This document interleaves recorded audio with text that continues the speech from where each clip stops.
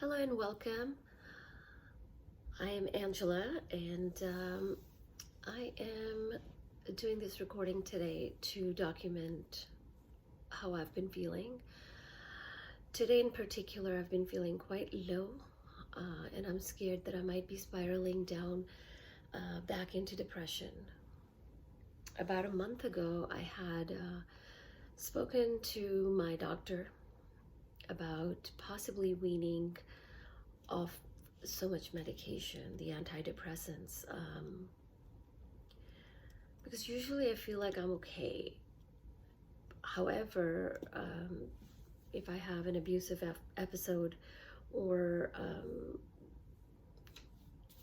argument with my husband or any sort of put down, I kind of crawl into my shell. I crawl into the bed and I just go to sleep.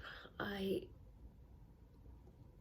feel emotionally, mentally, psychologically drained. I feel the weight of the world on me. I feel as if there's nothing I can do. I feel like a loser. I feel defeated. And I thought I had been doing really well. And that is the reason I'd asked my doctor to kind of help me wean off the medication. But for the past week or a little bit more than that, my sleep schedule's totally messed up. I'm up till 3 a.m., 4 a.m., tossing and turning, and then I cannot get up till noon. But even when I get up, I shower, I do stuff, but my eyes are usually so heavy, as if I have not sleeping forever, and I'm exhausted and I just need to sleep. I put my alarm so that I don't oversleep. I wake up and I do things and I have to sleep again. And it's been going on for a couple of days. I've been getting abused verbally by my husband about what a lazy fat ass I am, that I don't do anything with my life. It's a new year and I'm just wasting my life away. So towards the end of December, we'd gone to a wedding in Florida. The wedding got canceled because the groom, his dad, and a couple of family members got COVID. But since everything was paid for already, and we had already been exposed to the groom and the family members at the first function, out of respect for everyone, we people who could, or people who were vaccinated and had boosters, with their masks on, we did attend the rest of the functions. We flew back to town and got a hotel just a little bit away from our house so that we could quarantine in the hotel, in the efforts to not expose our boys. I made some calls and I got us some expedited PCR testing. And while we were driving to the urgent care, my daughter spotted a tattoo parlor, and she's a teenager and she's naive, and she just babbled out that, oh my gosh, this is the tattoo parlor where dad brought me to get my second ear piercing done. And I was kind of shocked because I had no clue about it. And I said, I don't know anything about it. And she, in a very loud pitched voice, said, you knew, I told you. You're just forgetting everything. You forget everything all the time. And I said, no, as a matter of fact, I would have remembered because I had specially told you that since you've been shopping a lot, I will get it for you, but it will be a reward. Plus, we'll go together since I need to get a second earring hole re-pierced. She continued to lie.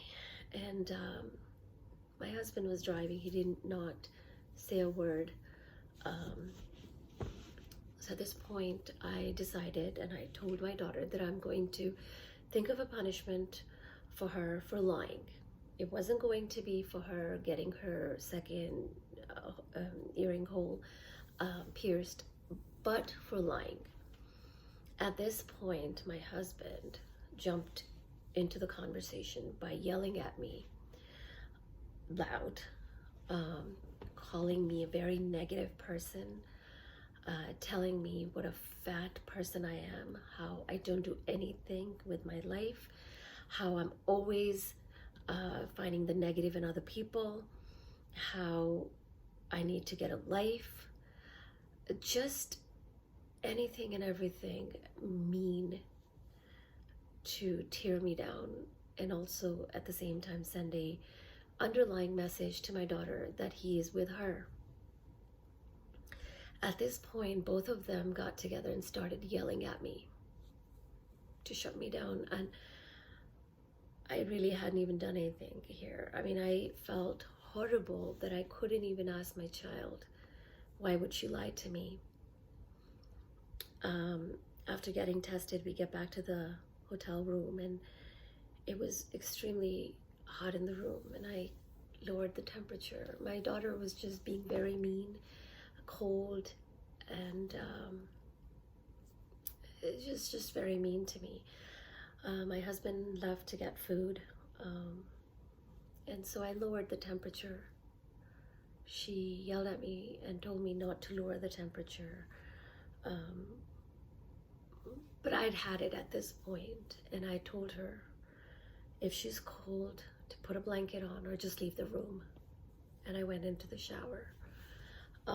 Next thing I hear is the door banging, and I don't know why my daughter is not answering the door.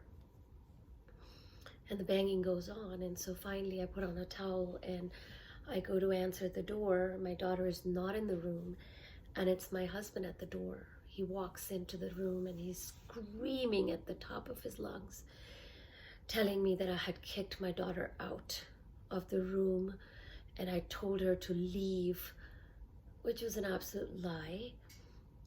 My daughter had apparently called him and lied to him, and I cannot tell you how manipulative this whole situation had gotten. I just did my own thing that night, and the next morning we got our results. They were negative, so we go home, and I obviously wash everything, clean up, empty the luggage, cook dinner. But that evening we got a text from my sister-in-law stating that everybody that had tested negative is now testing positive. And so we need to be extremely careful because my son is high risk. He's got asthma. And we decided, okay, so the next day we're going to quarantine again.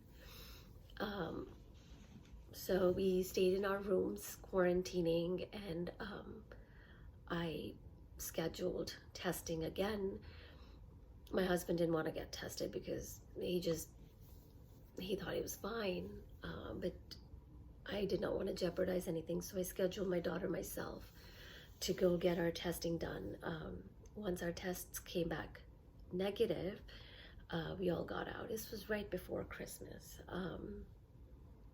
Everybody was agitated with me all the time because anytime I would ask anyone anything, it would just come back to haunt me because my husband would just turn everything back to me.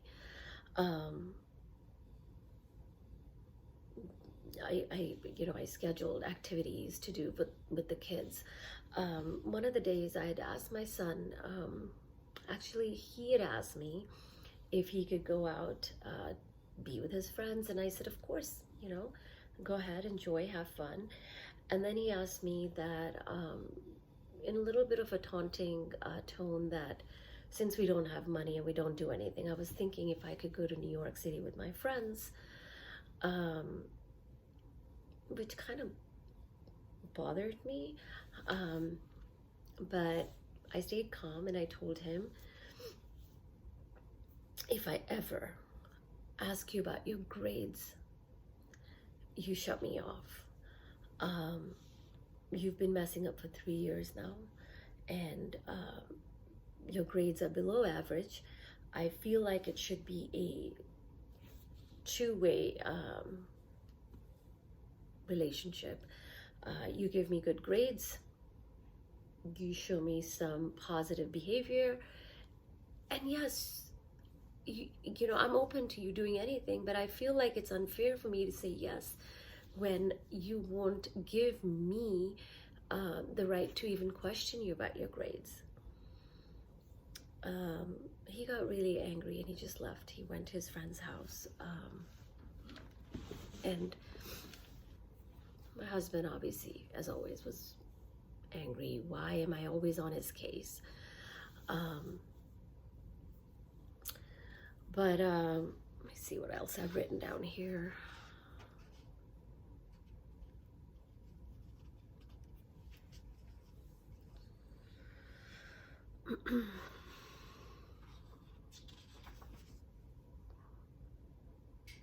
Right. So for Christmas Day, I had, you know, I'd been in and out of quarantining, and I really did not have groceries or anything, but I still went grocery shopping. I made this amazing beef rajoule with pasta, salad, bread, everything. Something else happened at the table, and I think there was an argument. The next day, my husband told me that I had ruined Christmas dinner, which I really hadn't, but he announced it in front of everyone, and they tried, I think everybody tried their best to behave, but inside everybody's just really angry at me for something I haven't even done. And anyways, I schedule activities for us to do as family. I continue and I try to you know, go to the movies or go for Topgolf or whatever. I do also have a habit that I want to go into the New Year's with a clean house, with a clear intention. And for 2 years, I haven't had a cleaning lady. So finally on the 30th, I got someone to come and clean the house. And while she's cleaning, I'm obviously picking up, and I smell something in my son's room, and I call my husband upstairs and I have him smell it, and I'm like, oh my gosh, he's still smoking. And I was shocked to hear what my husband said next. My husband told me that I am so negative, and I said, no, there's nothing negative about it. He should not be smoking. And this is weed. And my husband said, I should be grateful. There's so many bad kids out there. Our son is only doing weed. It's not the end of the world. Everybody does it. It's better than drinking. It's not better than drinking. My son has asthma. Here I am trying to protect him, quarantining myself, not to expose him, doing everything possible for his safety. And he is smoking behind my back, which he had promised me he was going to stop. I confront my son when, you know, I see him, and my husband shuts me down in front of my son, telling me I need to not be a negative person. He's trying his best. He does not drink. I mean, what kind of message is he sending my child? This is a college kid. I'm not asking, you know, for something unreasonable. All I'm saying is, it's been a long time. We've been trying to put up with his shenanigans, and that he just needs to get his act together, get good grades. I don't think I'm asking for a lot. Well, my son started giving me really a cold shoulder.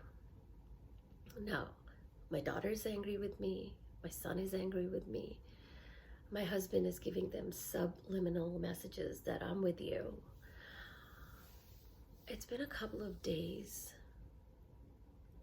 They all just do their own thing. And I sit in my room reading podcasts. Listening to podcasts, reading articles, trying to figure out, what have I done wrong? Where have I gone wrong?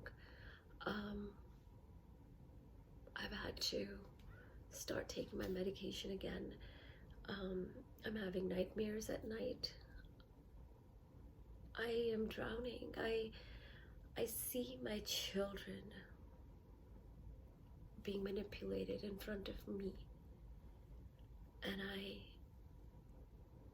I can't do anything. I cannot help them. I cannot protect my own children. This is a very sad day for me, and so I just had to come here and document this. Until next time, thank you so much. Have a great evening.